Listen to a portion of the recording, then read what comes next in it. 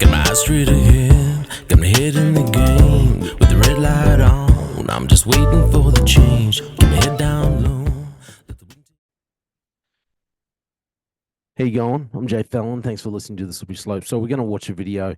This came out the other week, and it's talking about how police in Australia are struggling. Okay, we're struggling with police numbers. We have record amounts of vacancies, record amounts of police who are off sick, struggling with mental issues, mental health issues, and they don't know how to fix it.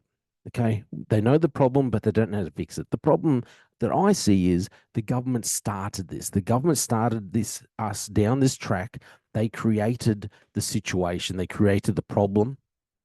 And lo and behold, they can't fix the problem. They created the problem. They can't fix it. And we've still got virtually the same governments in, the same people in. Like in Queensland, we still have Mark Ryan. He was a major part of the problem. He's still in. He needs to go.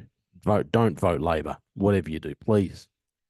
But the government caused the problem. The government is so much to blame. So much of this is on their heads. Anyway, let's check this video out. In an emergency, you'd want police to respond quickly, but across Australia, that's becoming more and more difficult. Every station across the country, there's vacancies or officers off sick. It's the worst I've ever seen it in my 30 years of policing. Data collected by the ABC shows there are more than 4,500 police officer vacancies nationally. The shortage is most acute in New South Wales, where 12% of positions are unfilled, and in the Northern Territory, where 10% are vacant.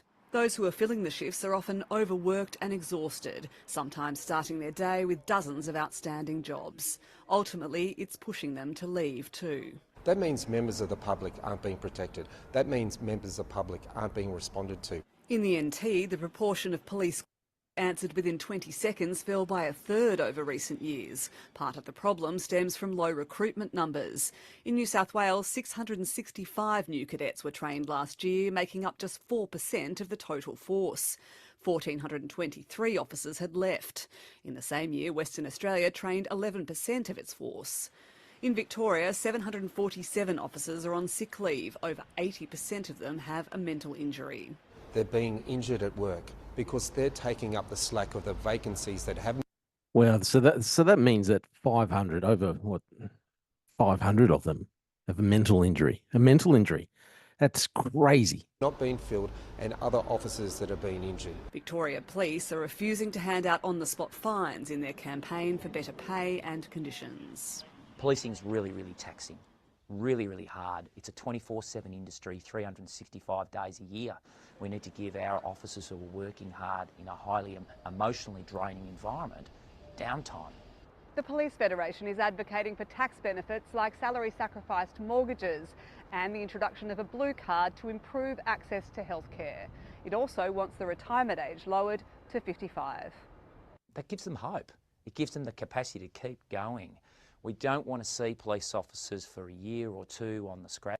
Can I just say on that retirement age of 55, actually, I never heard of that before. Every police officer that I knew that was coming up to retirement age, which in Queensland is 60, every one of them had said they would like the retirement age pushed back to over 60. So I'd never heard anyone express an interest in lowering the retirement age. Maybe you could have that possibility if you could choose it, but yeah, every officer I knew that was approaching 60 wanted the option to be able to work on. Anyway, because we know that when they get there, they rarely come back. The NT is trying to improve police retention.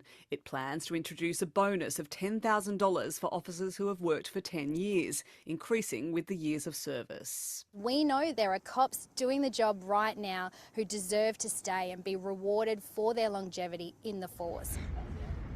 All jurisdictions are allowed to recruit police from overseas, but so far only Queensland, WA and SA have done so.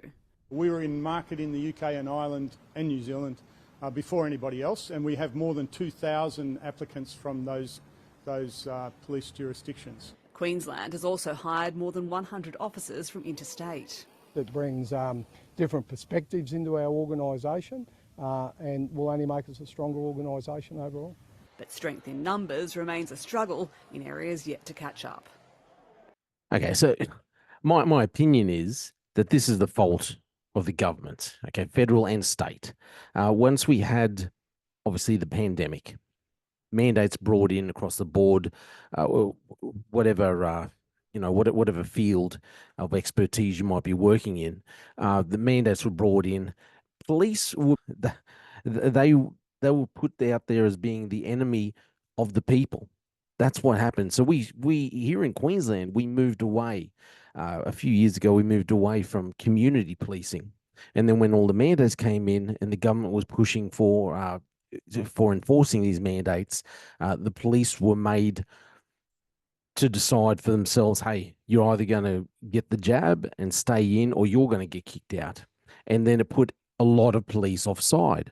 A lot of police could see that other officers were being mistreated, and they didn't appreciate that. Even without the mandates, QPS is guilty of countless times of mistreating its own staff, mistreating its own members. The Queensland Police Union is guilty of not standing up, not barracking for its own members, throwing its own members under the bus.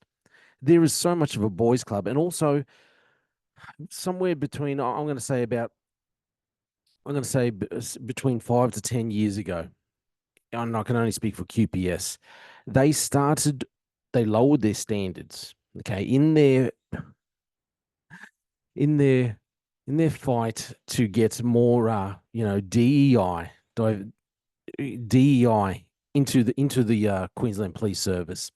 They decided, well, because we can't get it just by continuing to advertise as we do, what we will do to attract more people, instead of attracting the right people, we'll just lower our standards. So we've got a plethora of people in here in the Queensland Police Service who are not fit to be police officers, who, maybe 10, 15 years ago, they wouldn't have made the cut. And the issue that I've seen, that I saw when I was in there, is they lowered the standards. They had too many officers that wouldn't have made it, that now have made it, and they can't handle the pressures.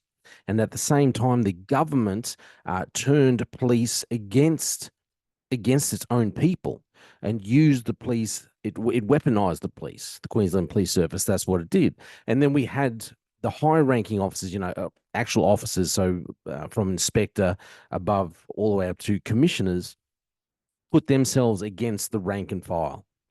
Those that went there and stood by, especially by the mandates and everything, put themselves against the rank and file, and this was all in the weaponization of the police services.